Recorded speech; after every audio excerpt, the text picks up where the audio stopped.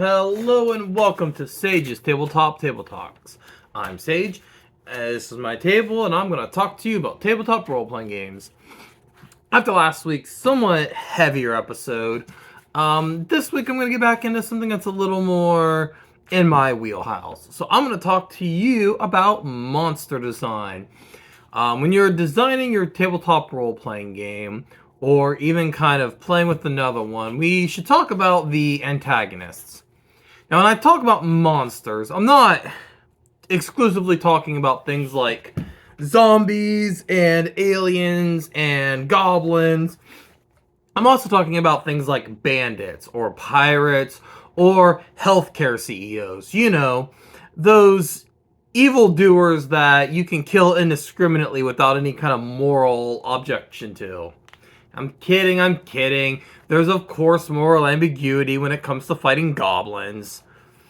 But we should talk about kind of what it takes to design a monster in a tabletop role-playing game. And there are some... game design is getting better.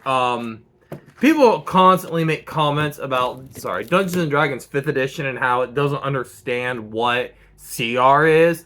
That is such a disingenuous argument, and I'm going to get into that later. But what they've done is so much better than what we've done in the past. So, to understand how to design a combat encounter, you have to understand what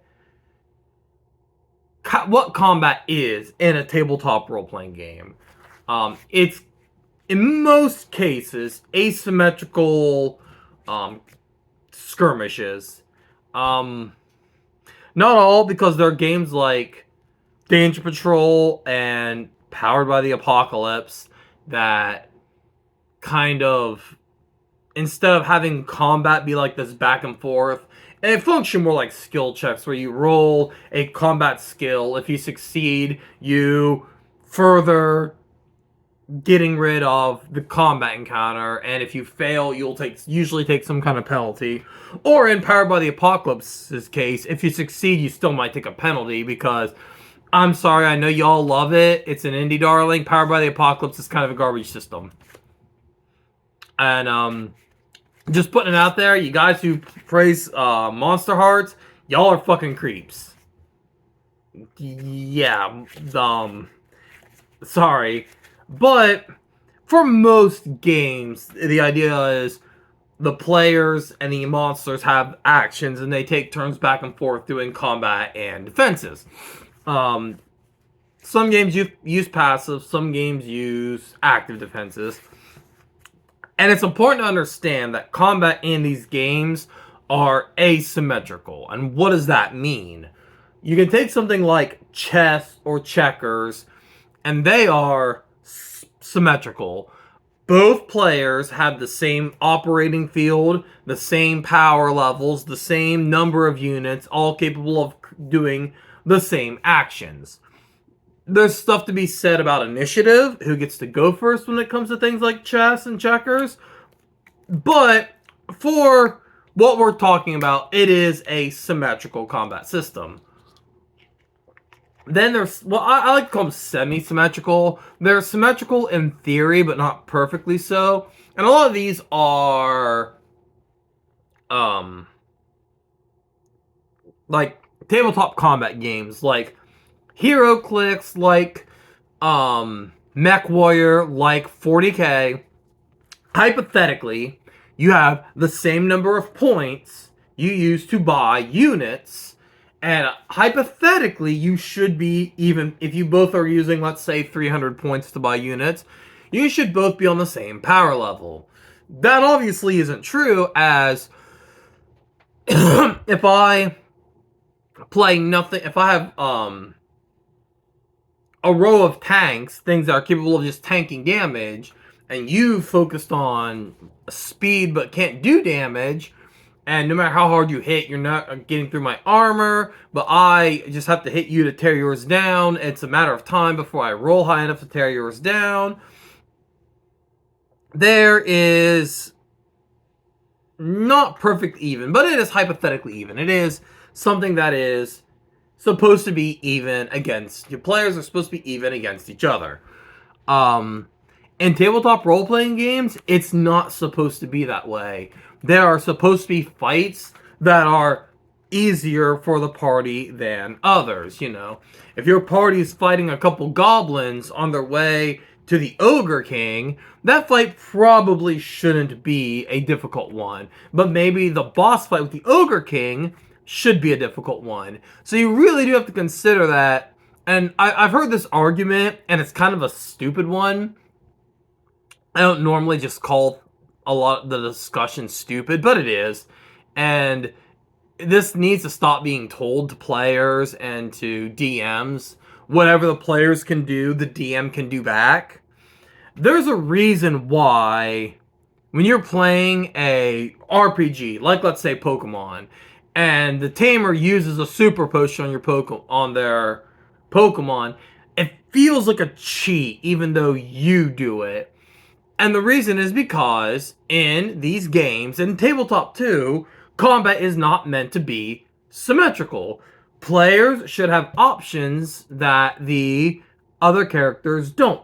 Like, for example, in Pokemon, realistically, you know, that your party of 6, when you go to fight that gym leader, I spam Poké Centers, but you know, you have gone through other battles. And not only that, the gym leaders, by design, have more powerful Pokemon than you are hypothetically supposed to at that point in the game. So, when they heal, it feels cheap because that is kind of your edge against that boss fight. Same with a game like Dragon Quest, or the Dragon Quest series. When boss fights heal, it feels cheap because they have much higher defense, much higher health, and much higher attack than you do, because you have a 4-man party and they have a 1-man party, most cases. And so you have action economy. You can have a dedicated healer. Your priest can dedicate heal while your fighter and your monk attack and your sage buffs. And also, you know, cast kind of and debuffs. But the boss can only do, in Dragon Quest 2, because a lot of the bosses have 2 actions. 2 actions a turn versus your 4. And that's something you really have to consider when it comes to enemy encounters. Like, the argument is the spell Silvery Barbs in 5th edition, I believe, was where all this garbage came to. I don't know exactly what it does. I'm not that familiar with the spell, but I know that a lot of DMs are talking about wanting to ban it because they felt it was too powerful, and a lot of idiots decided that they were just going to say use it against the players, which is not the right solution. So when designing monsters, you really have to consider what the player characters should have access to that it doesn't, but also vice versa. Their monsters should have access to things players don't. And obviously, as more and more archetypes and classes and things like that come out for games like 5th edition, but almost any game really, they should have things that, you know, player characters don't. And only just because it kind of creates like a unique feel for each of the characters. For example, dragons have these huge, powerful breath weapons, and there are a couple classes that can emulate that. But the dragon's breath is the dragon's thing. That's what they do. That's what they're known for. That's kind of where their power lies, is that breath weapon. So when you give, or in this case, the mummy in 5th edition has a rotting punch ability that allows them to curse a target and, you know, reduce their maximum hit points. Players don't have access to that because players have access to so many other abilities that the mummy and the mummy lord don't. So like I said, always consider unique biology. So let's look at a very famous creature from mythology, the Hydra. Every time you cut the Hydra's head off, 2 more grew back in its place. or they just simply regenerated. I've heard some people say, but it doesn't matter. You cut a Hydra's head off, and it grows back, whether it's 2 or 1, and winner. This creates an interesting scenario for the players. If every time they deal enough damage to it, it gets another head. And let's say if it gets another head, maybe not gets an additional attack, but maybe it gets more damage. So now the players have an option. And when you do this design, you really have to kind of consider what it means. So let's say you... Sorry, I had to... So let's say you... cut the Hydra's head off. Let's say you do 15 points of damage and you acknowledge that the Hydra's head comes off. Give the players a full turn to use fire or acid or some way to stop the head from growing back, or else the Hydra gets those 10 hit points back. Maybe even you can just give it 5 so they can still chip away at it. But now its bite attack does an additional d6 damage. Does an additional 4 points of damage to represent it attacking with more heads. It's just you don't have to give it more attacks, because the point where your Hydra's got 15 heads, 15 attacks, it's unwieldy. So my players were playing a 3rd edition campaign. I designed Romero-like zombies. They were not immune to critical hits anymore. However, if you knocked them down after 2 turns, they would get back up. If you rolled a critical hit, you headshotted them and killed them. But what my players ended up doing was knocking them down and then taking an action, even if it was an attack of opportunity, because other than their durability, they weren't particularly dangerous enemies. Knock them down, and then they would be like, okay, I want to hit their head since they're down, which, of course, I was like, yeah, absolutely. You know, instead of waiting for you guys to roll... I had a 1 character in that, because it was a 3rd edition, not 3.5, 3rd edition. It was Oriental Adventures Rokugan. And one of the characters ended up with a critical hit range of like 12 to 20 with one of his attacks. So he was able to do it. But instead of making them roll 20s, I'm like, yeah, absolutely. Once they're down, you can just get a free shot at their head. So it created an interesting puzzle for them to overcome, as opposed to just higher numbers. But one of the other things to consider when designing monsters, and first of all, if you're designing a game, create a bestiary. There is no excuse not to create a bestiary in your game. It is so difficult as a DM to have to build monsters from scratch in your game. Especially a newer DM, like, I could build a monster from scratch fairly okay in 5th edition. I could definitely do it in 3rd edition or Scion, 1st edition. I could do it because of how much I've played. But that's because of how much I played. And even in a game I'm not super familiar with, I might be able to, once I play around with the system a bit, build some enemies, some villains that the players could interact with in interesting ways. And only because I've been doing this for like 20 some years, probably walking close to 40 at this point, or probably walking close to 30 years at this point. And so I just have so much experience with many different systems, many different monsters, playing things.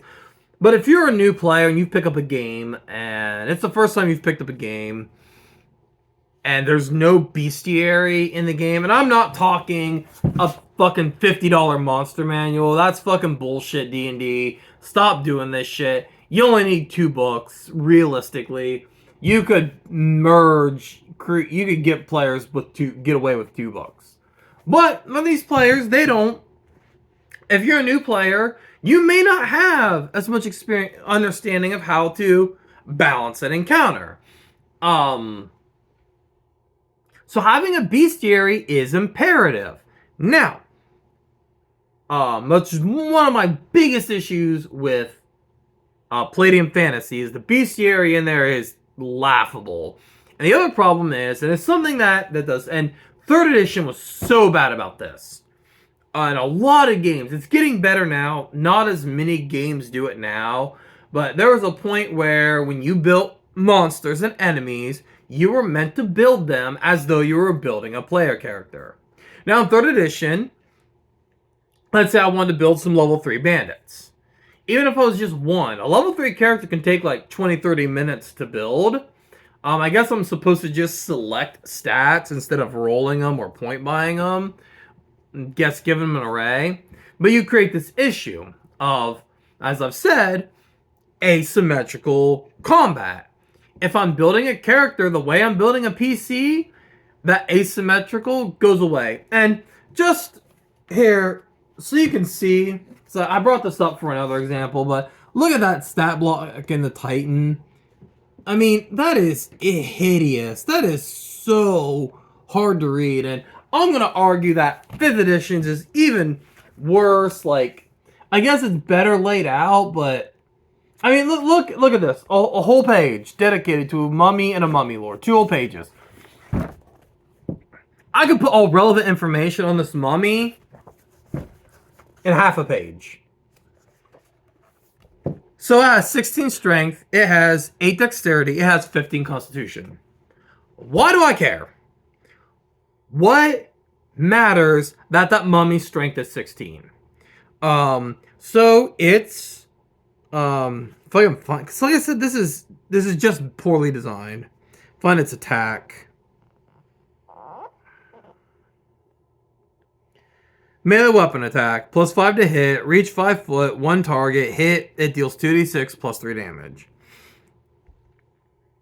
So, 5 hit, 2d6 plus 3 damage. That's all you need to know about that particular part of its attack.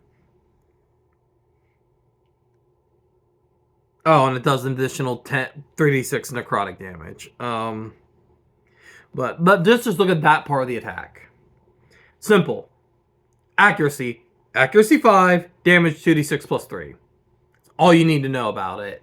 That light's coming through the window. I'm recording this a little later in the day. I had some stuff with the school early in the morning, getting ready to do some extra stuff with the school. So sorry if the lighting's a little weird. I'm not used to recording at like 9 o'clock in the morning. But I don't need to know its strength is 6. Now, you can say, okay, well, what if I want to use a Rave Enfeeblement? Let's say, hypothetically, I use a spell. That spell reduces its strength by 4. What does that mean in D&D terms? That means its accuracy and damage are both reduced by 2. That's all you need to know. I don't need to know it has 16 strength. I don't need to know it has 8 dexterity. If its dexterity goes up or down, I know that every 2 points up and down increases or decreases that relevant thing by 1 or 2. So like, and a 6 intelligence, that doesn't mean anything. And I know somebody out there is going to say that the intelligence, wisdom, and charisma is going to help with role-playing. But here's the problem with that. I'm designing this monster for an encounter. This monster is going to be as smart or as stupid as I need it to be for this encounter. It has a 6 intelligence, but that doesn't matter because this mummy is going to be as smart as this mummy needs to be for my encounter. And it says things like languages. It knows the languages I need to know. I need it to speak. If it can speak common, because I want the players to communicate with it, it speaks common. If it only speaks ancient Egyptian, because that's what I need for it to do, that's what it's going to speak. It is, all it is exploding. It is creating much more clutter for this monster block that it needs. And it's dumb shit like that why you have to spend $50 fucking for an extra book. Like this right here, I mean, it's a ripoff. You could put this with the DMG. You could half of the dumb shit that's you. I don't need to know how to fucking build a hamlet. My city's as big as I need it to be. That fucking simple. I don't need to roll 2d6 to determine how many fucking guards there are in this town. If there's as many guards as I fucking need there to be. And it's a lot of this that is kind of poisoning our tabletop community. This idea that we have to like either randomly generate or generate things in this weird. Everything has to be generated in a what would you call it? Procedural way instead of a natural or narrative way. I don't know if you guys realize this, but more than anything, tabletop role-playing game is collective storytelling. My story takes precedent over whether this hamlet has 3d6 blacksmiths or not.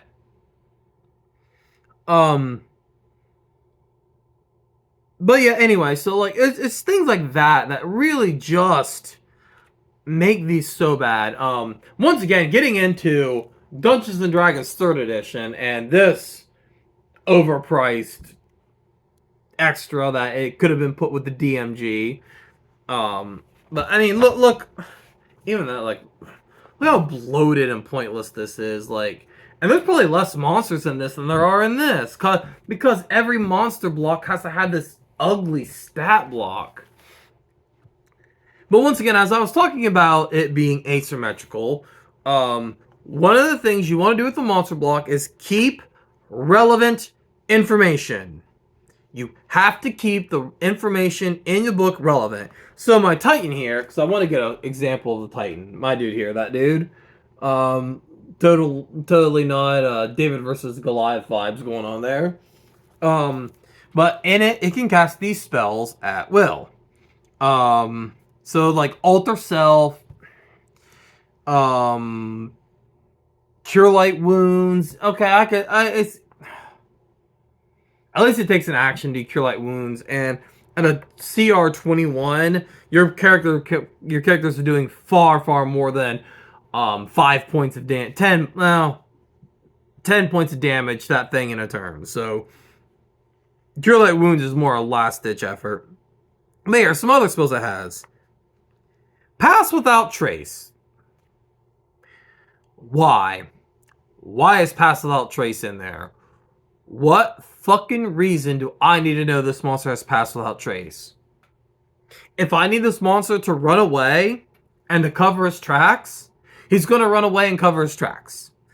And I've had this happen to me before, and it's so stressful. And you just want to smack the players upside their heads when they do this shit. You give a monster an ability, and the monster utilizes its ability. Like, let's say, the ability to pass without trace. You start beating the Titan and he runs off, and you try to track him. And he runs away pretty fast, I think. Let me find his speed here. Do they not have... Oh, there it is. Speed 90 feet. So this dude can fly. This dude can motor. And he covers his tracks. And, well, how did the players mean? How did they do that? How could they do that? How could they do that? Because he can do that. That's just something he can do. I've decided that that's something he can do. Because I need it to happen. I need you guys to not just be able to follow his tracks where he goes. I need you to investigate what he's doing, because that's what the plot entails. And I'm going to hear arguments of railroading, which will probably be when I get around to doing my quickies when it comes to these videos. But what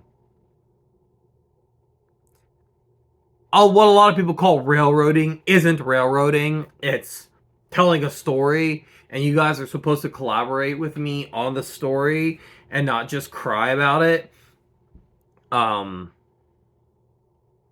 But yeah, people might call it railroading. And once again, these people are just crybaby gamers. And I'll talk about them when I do a video on problem players. But anyway, I don't need to know that they can do that. I don't need to know he can cast remove curse. Why do I... How is this monster just going around removing curses from people? Does it matter? Does it really matter? Or whispering wind, or speak with plants. What the fuck does this monster need to speak with plants for? Like, what is it doing in this combat encounter that it needs to speak with plants for? If it's an RP encounter, once again, he can have whatever fucking roleplay abilities he needs for that roleplay session. You as the DM can decide if they're how it works. It's so fucking pointless, and it makes these encounters so difficult because it's just filled with these pointless things that you've got to go through. And even if you don't go, like when you're reading through its abilities, it's only a couple seconds, but we're talking a couple of seconds for hundreds of monsters to read these little things that mean nothing to anything. And of course, because it's here, because a mummy's movement speed of 20 foot is here, let's say you are hypothetically playing Theater of the Mind, and which is weird, but and you need to know how far you can move. Or let's use my Titan's example, and he's running away. So I know he can move 90 feet. Or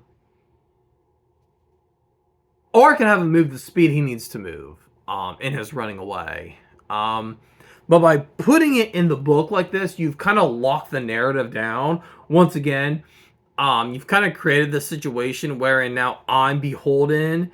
And once again, you can always, you can change whatever you want to change. Okay, but if it's something that pointless, yeah, I can change it, but it's still here taking up space, making an excuse for you have to spend, right here, retail, $49.95 American. That's how much this book cost for a book for about maybe 80, 90 monsters, 100 monsters. I don't know. No, I said probably less than this much smaller, half price, 3rd edition book. And all these monsters, if you condensed, you could split the DMG in half and give us half DMG, half bestiary. Put some of the stuff into DMG, like some of the magic items in the player's handbook. But now instead, it's an excuse for corporate greed. The Wizards of the fucking Coast, that's what they fucking do. But yeah, so when you're if you're designing a role-playing game, first of all, give us a bestiary. I want to know what these monsters are capable of. And give us relevant information. The first edition of Tunnels and Trolls, monsters had one stat, combat value. It was how strong they were and how healthy they were as one cohesive stat that the DM knew. I think that's a little too simplistic because you remove a lot of what monsters might be able to or might not be able to do in a fight. Because like if a dragon's combat stat is just 100, then is it clawing you? Is it using its breath weapon on you? How is it hitting? It's just a combat stat of 100. So it's a little too simplistic, but I think it's starting in the right direction where if I'm making a monster, I need to know how tough it is, how healthy it is, how accurate it is, how much damage it can do, and maybe a couple of special abilities it has. And like, honestly, maybe not a full, but like, if you got one of the bigger index cards, I could fit a lot of monsters on one of those index cards. I kind of went back and forth with this, though, with the idea of special abilities with monsters. Because on the one hand, so you can look at something like, if I find something cool here. So I have a half red dragon veteran here, this dude right here. Half red dragon. He has his breath weapon right here. So very common abilities like, let's say, breath weapon. Could you just have breath weapon, 76 damage, DC 15 dex, and kind of let you know what it's capable of, and then keep relevant information like range and distance in like an index, or say something like multi-attack. Monster might just say multi-attack, just right there, one word, multi-attack. Oh, what does that mean? Well, you'd look it up in an index. On the one hand, I do think it could help declutter some of this just kind of gross and messy stat block. But on the other hand, it could cause a problem simply because you would have to keep, oh, okay. So that's my null pack order is multi-attack. Okay, what exactly does that mean? Okay, go back. Okay, can I attack? Does it mean I can attack twice? Does it mean I attack with... Okay, it means I can attack with both primary weapons in one attack. Okay, so... And especially for more complicated things, like an energy drain attack, like something a white would have, where they can hit you and just drain energy. If it just said, like, let's say, energy drain 1d4, charisma save. These charisma save 10. Okay, what exactly does that mean? And then you'd have to go back, see what energy drain means, and how it interacts with the game. People who've been playing a long time could probably get it down pretty easy. But once again, for new players, I could see it being a pain in the ass to flip between two pages. I guess maybe if you had, like... Because some of these books used to come with, like, maps inside that you would, like, peel out and unfold. I guess if you had something like that had a... like a cheat sheet for abilities. Of course, then you gotta worry about people in stores stealing them, because people do that shit, because people are shitty. Or if, you buy it used, it would probably already be pulled out. But you know what I mean. That's one of the few things I don't really have a definitive answer on how to handle this situation. I see the advantages and disadvantages of both. One of the other things, and I had this as a separate video, but I think it fits better here, which is balancing encounters. Once again, I see people crying about how D&D 5th edition, the challenge ratings here aren't properly. Like, the Griffin has a challenge of 2. So hypothetically, 4 to 6 level 2 characters should be able to beat it fairly easily. Not like crazy easily, but fairly easily. It should hold its own for a little bit, but also not be too much of a risk. But the problem with that comes down to when you're talking about challenge ratings, and the only solution to this is experience, is fucking up combat encounters over and over and over and over again. So let's say you have a group of 4 players. Group A has a barbarian, a druid, a warlock, and let's say a rogue.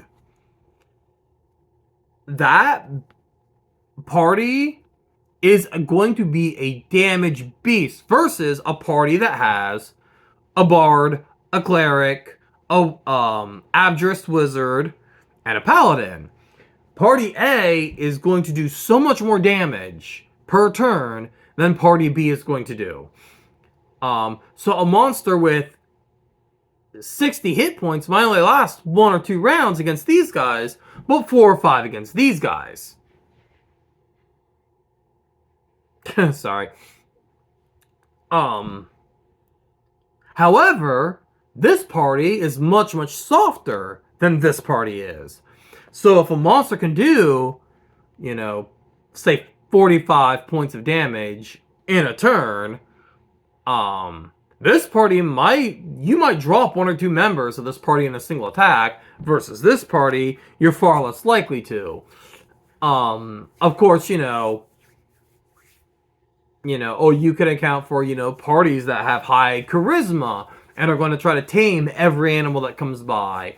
Because even a party with, like, a diviner or an enchanter, a bard, a paladin, and maybe, like, I don't know, a community cleric are going to be far more social focused than my party of the barbarian, the druid, the warlock.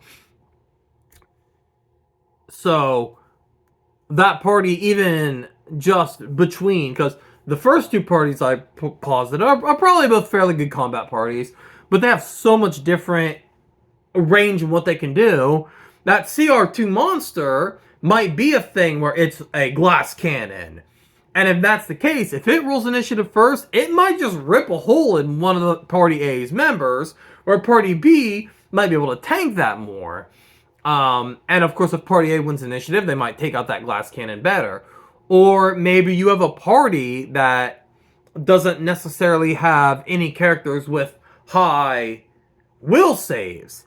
And if that's the case, because I don't remember what all classes have high, or high resistance is the psychic attacks. And so that party that doesn't have any high will saves, an Illithid, I think Illithids might be charisma based. But whatever, like, mind control is going to be far more dangerous against that party than, say, monsters that do diseases. So to all you who are crying that the CRs aren't perfect, well, it's because your fucking parties are built differently, you dumbasses. Like, there's so much discourse around Dungeons and Dragons online that bothers me. And this is specifically D&D, because it's spoken from this idea that, well, it happened to me, so that must be universal. Like, no, seriously, I dare any of you to go through this book, rebalance the CRs, the challenge ratings of some of these monsters, and make it perfect to every single party of that level. And you won't be able to do it. So you guys need to stop. If you're designing monsters, you really have to take that into account. I think that 4th edition had it right there. Monsters had roles much like player characters did. There were different roles. They would be like artillery or minion or things like that. That is so much more helpful. A CR is helpful too, don't get me wrong, as a guideline, but knowing what the monster's roles are is so much more helpful. Because against my party here of all damage dealers, having artillery with a handful of blockers, guardians in front of it, defenders in front of it, is going to be so much more dangerous, because these characters have to push through these defenders to get to my artillery. And this isn't just D&D, this is just in general anymore. Understanding what your monster is capable of doing is so important. Because like I said, you look at something like Battletech, class, a mech like a Locust, and a mech like a Wasp. They're both light mechs, so they're both similar in power level, but they're so different. The Locust is all speed, so a Locust will clear a distance, run away much better than, say, a Wasp will, which is a little tankier. And understanding that is key when you're designing a combat encounter, when you're designing a monster to fight. Knowing party abilities is extremely helpful. If your party has nothing but fire and lightning attacks, they don't really have any ice abilities, sending wave after wave of monsters that are only weak to cold, that's just not really how D&D works. It's so skewed toward fucking you over, but that's a video for a different time. But sending monsters that are resistant to fire, resistant to lightning. Oh, your frontline fighters use a glaive, a longsword, and paired short swords. Send 100 monsters after you that are resistant to slashing damage. Well, that's going to suck, because even though that monster might be properly rated for your party, the fact of the matter is it specifically defends against what your party's capable of doing. And that is very unhelpful for um, player creation. Now, the boss might be weak to 90% of what the party can do. And you have to pull out that extra 10% to get that, you know.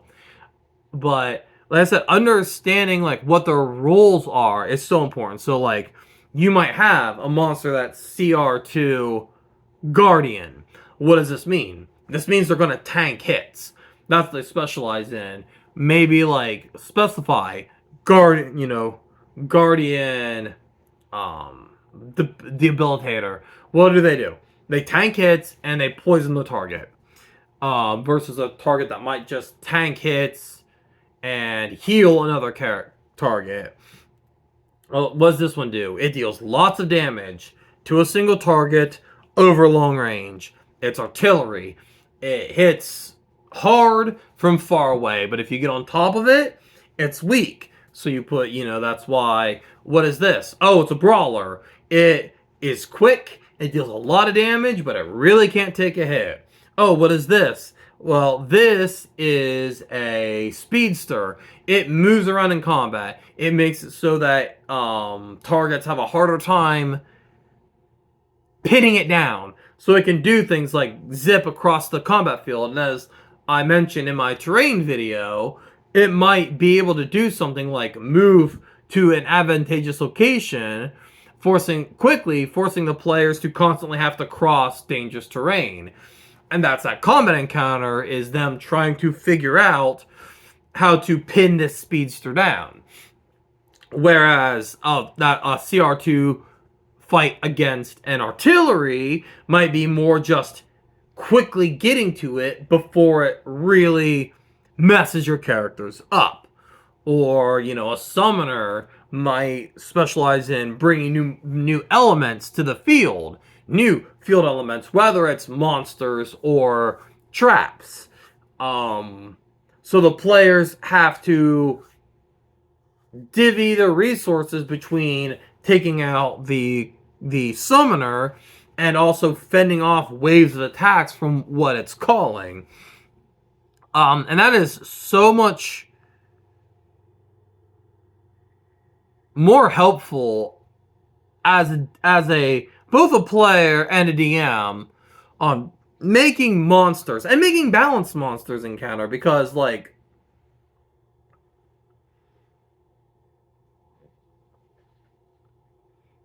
a rust monster is far more scary to a level 2 fighter than it is to a level 2 wizard or even a level 2 monk. Like what's a rust monster going to do to a level 2 monk?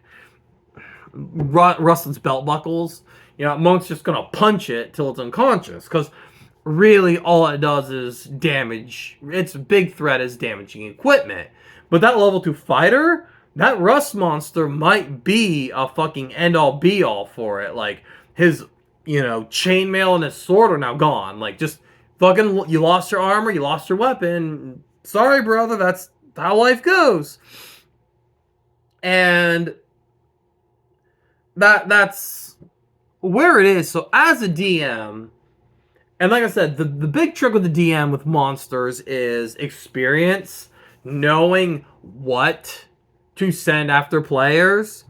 For example, if your players are using nothing but blunt weapons, maybe zombies aren't the right enemy versus skeletons.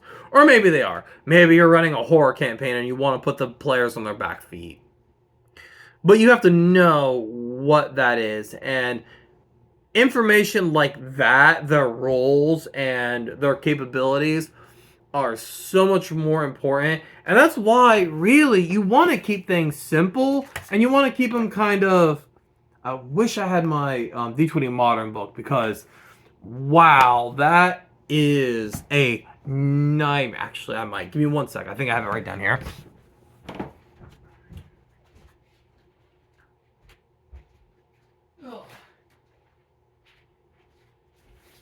Sorry. But you also still want some structure in your stat block, because the stat blocks in this are, and a lot of these games kind of had this, are hideous. Like, here's what an ogre stat block looks like. Where is he? Ogre. Where's that ogre? Here, let me find one that's a little better.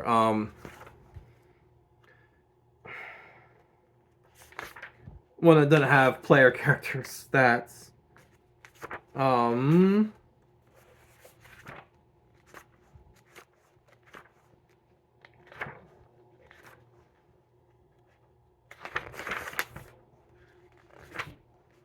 Alright, here's a.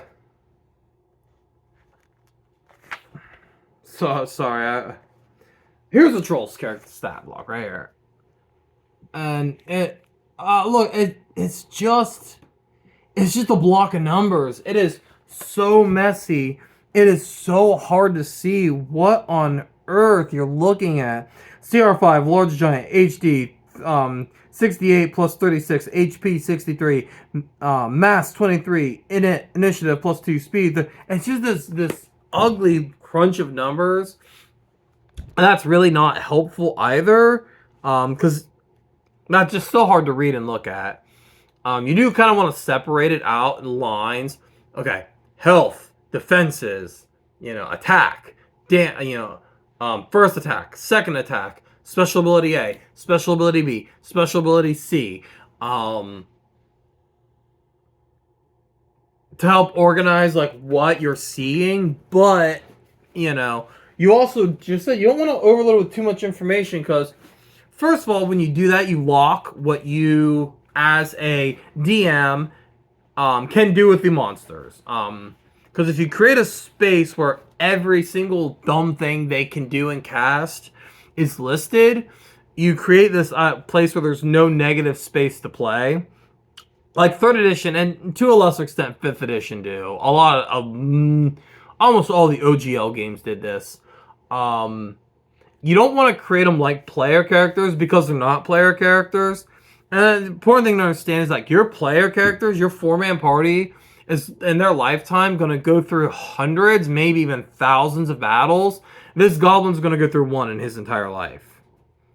This bandit, hypothetically off camera, he might have gone through a dozen battles, but nobody gives a shit what happens off camera. He's a fucking extra in this story. It doesn't matter how many off-camera fights those bandits went through, how many off-camera fights those assassins went through. When Conan and John Wick punch him in the face, that's the only fight we actually care about, because narratively, that's the only fight they have.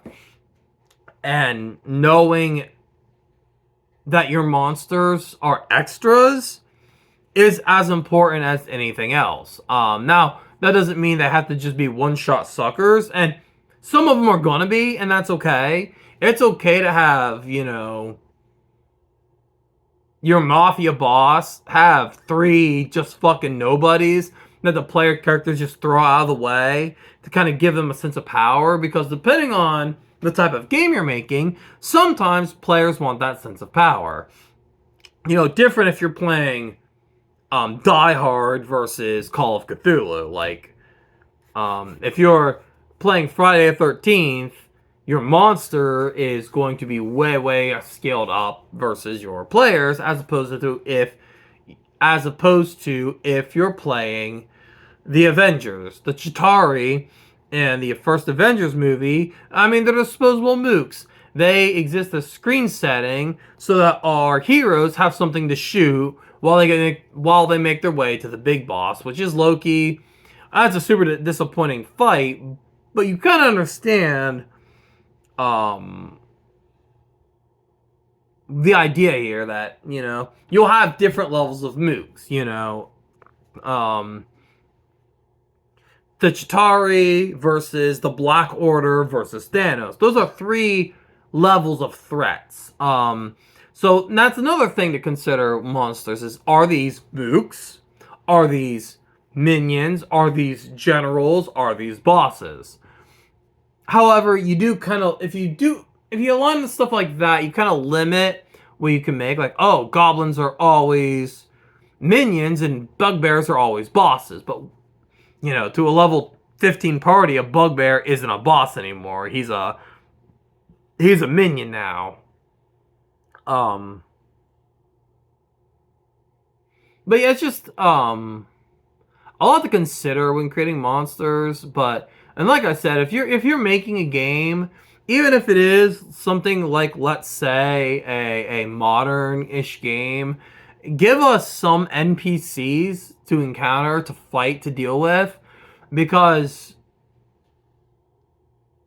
as a new DM picking up your game for the first time ever, I might only have played 5th edition once, but I saw, you have this Van Helsing or Buffy the Vampire styled game where the players are kind of like a group of kids who are, fighting a secret war against monsters, very VTM or World of Darkness, I guess, World of Darkness style. And as maybe, having played D&D once, I see this, I'm like, wow, this is exactly what me and my friends love. We're all such big Buffy the Vampire Slayer fans. This looks amazing to me. And you pick it up, and there's a bunch of rules for character creation. You all throw some characters together, and you go in the back of the book. There are no monsters to fight. So as this kid who's only played D&D 3 or 4 times in his life, what's he supposed to do? Well, the answer is he's supposed to completely botch your game and never want to play it again. Ruin the experience for everyone at this table. So give us some monsters. And like I said, if you build your monsters like note cards, you can give us 30, 40 monsters on 10, 15 pages. Like, it's okay. And I don't need every single bit of etymology about this monster. I don't need to know every single thing a green dragon does in his life. I don't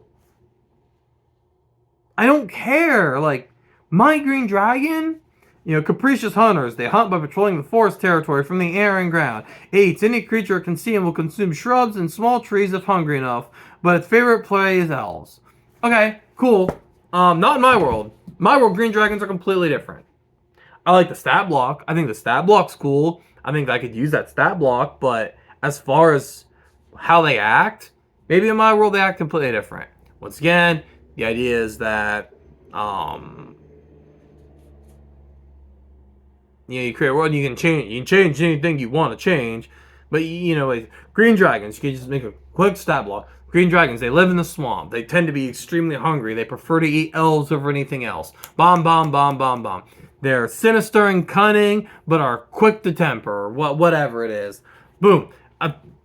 4, 5, 6 lines to describe what the creature is and how it acts. All I need.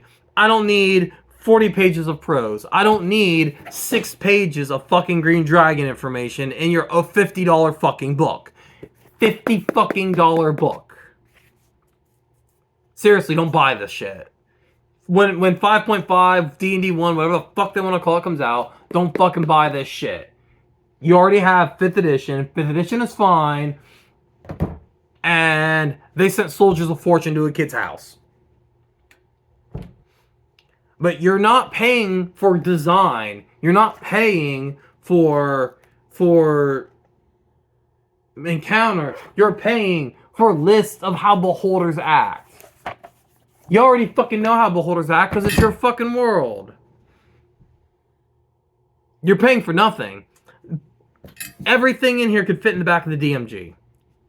Everything in here could fit in the back of the DMG. So when you're designing your game, give us little note card monsters.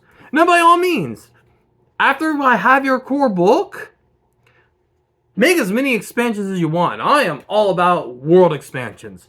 Cool. Give us this location. What are the cities in this location? What are the politics in this location? What are the politics in this location? What are the monsters like in this location? There, this source book of the Emerald Isles, there's where you give us that page of information about how green dragons act, green dragons culture. Maybe give us some variant green dragons. That is cool. But when I buy your core book and I bring it home to play with my friends, I should be able to fucking play your game. Give me a bestiary, a simple bestiary, 24 monsters of varying levels, so I can play with my friends and do everything you can within that block of text to let me know what this monster's role is against the party. Parties have strikers. Monsters have artillerists. They're not perfectly against each other, but they have a similar idea of high damage against the target. Defender, whatever you want to do it. But kind of make it clear to me, more than telling me that green dragons want to eat elves. Make it clear to me what that green dragon's role in combat is. What is it they do in a fight, so I understand whether that is something I'd put my players against. I remember the story. I had a DM, and I liked him as a DM. He was really great friend of mine. Best man at my wedding, actually. But he put us against this encounter against centaurs. And these centaurs had these longbows, and their range was far outpaced anything we could do. And we didn't really have... We had an archer in our party, and our spellcaster was an illusionist, not a damage dealer. Didn't really deal damage. And so these centaurs just stood outside of our effective range and just pummeled us with arrows. The only thing we could do was to duck behind stuff. And it was a boring encounter. It was a bad encounter. And it was very much the Tucker's kobolds problem of, well, that's how strategically how it work. Yeah, it is. But it's boring as fuck for us to just sit behind rocks. Because our illusionist tried to make an illusion to make it look like we were further away than we were to see if they would move forward. But they made their will save, and that didn't work. And so it was literally just us duck behind shit. Our archer would pop out and try to fire a shot and then get pummeled with 6 arrows because he's the only one that popped out because none of us could get up and do anything. Like, my cleric, I think, had a crossbow. I couldn't aim for shit. I'm a fucking cleric. Like, so I'm maybe get a shot or two popped off before I get pummeled, have to heal myself, burn up all my healing, and it was because he did design this, and the monster CR were for our level. It was actually, I think, a little under our level, but he didn't understand what our party's capabilities were, or he did and was just designed a poor encounter. And there's this idea of like, oh, I'll teach you a lesson. You guys don't focus on defense enough, so now I fucked you up. Okay, but like we can't do everything. Like our party, and if you do have a party that's one attacker, one defender, yada yada, one controller, one leader, you very much limit what we as players can do with our group. So, I think the most important thing when you're designing your monsters, other than to give us monster designs when you actually make your games, and don't make us spend $50 for a book of fucking information that red dragons like to fucking eat meat instead of plants. Telling us how mummies are made. Okay, every single one of us have seen a fucking Universal's movie monster before. We all know how mummies made. You're fucking born with the knowledge of how mummies work. Okay, they are ancient Egyptian pharaohs. They were wrapped up in bandages and they have curses. Like, that's just, cultural knowledge if you live in America. And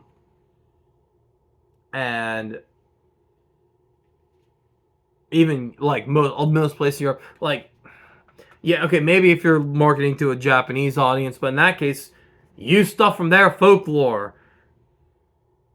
And if it's something that's just so culturally known in the folklore, you don't have to re-explain it to us. Like, I know, I get it. I understand how this works. I don't need to know how a mummy's made. I don't need to know that dragons are lizards with wings that spit elemental attacks.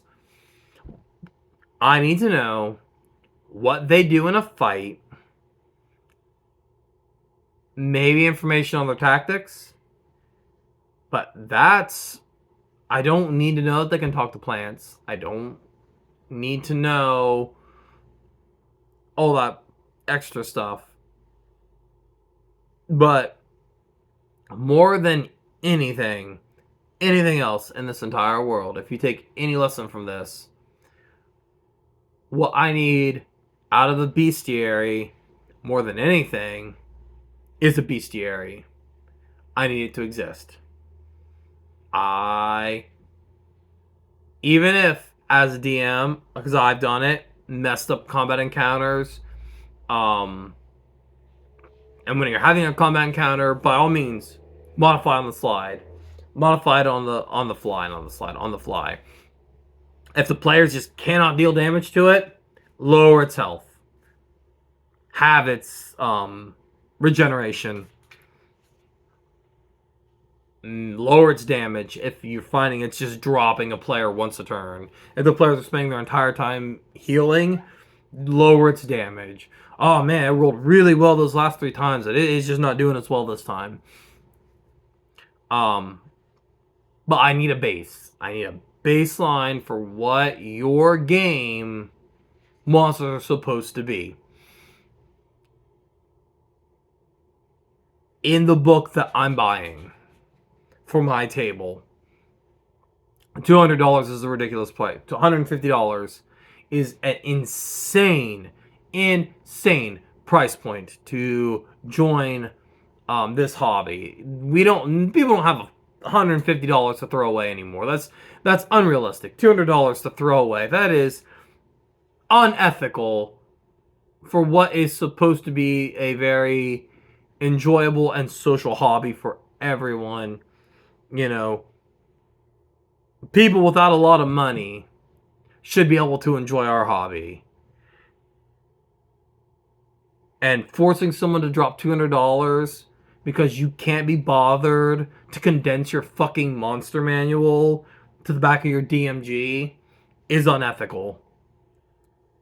And not unethical, it's foolish to force me to build a monster from scratch who's never played your game before, who has no frame of reference for what this game is, because I'm not going to build a good monster in your game. And you're going to turn off so many players. You are going to lose so many potential buyers.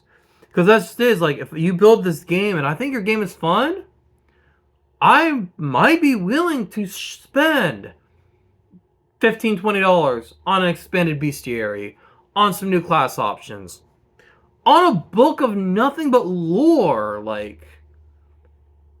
But you gotta make me want to play your game. You gotta make me want to play your game, and it is so easy to forget to put some zombies in your game, to forget to put some alien robots in your game, and it's such a crippling thing for our hobby to turn players off or to turn them back to Wizards of the Coast, which is the last thing I want to do.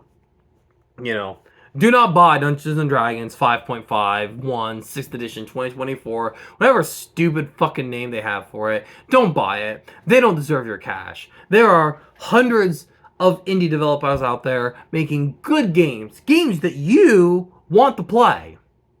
You don't know you want to play it, but you want to play them because they're what your specific nerd thing is.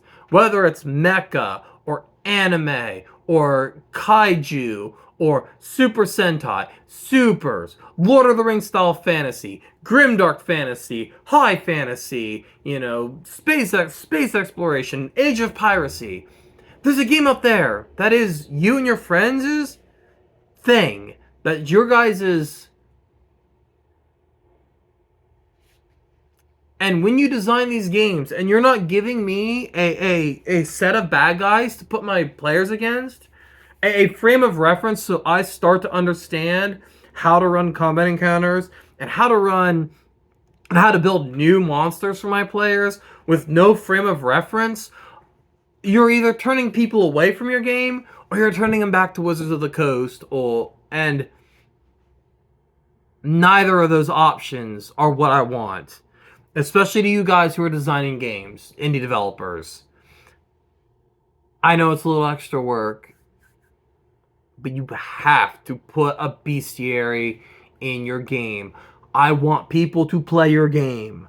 I want people to buy your game. I want people to enjoy your game. And for God's sakes, I want people to run the fuck away from Wizards of the Coast. But you gotta work with us. You have to give us too.